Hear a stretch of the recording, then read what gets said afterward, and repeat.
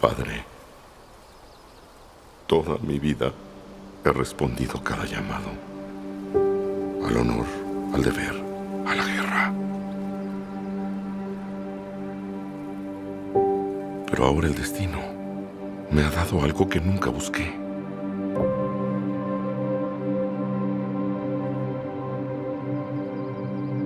Una niña. Una vida que la tormenta no ha tocado. Otórgame la fuerza de los padres de todo,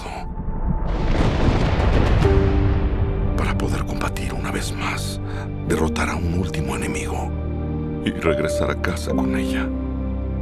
En vez de un guerrero, seré un padre amoroso. Y en lugar de que combata, aprenderá serenidad. Algo que jamás conocí. Padre, te pido que oigas mi plegaria.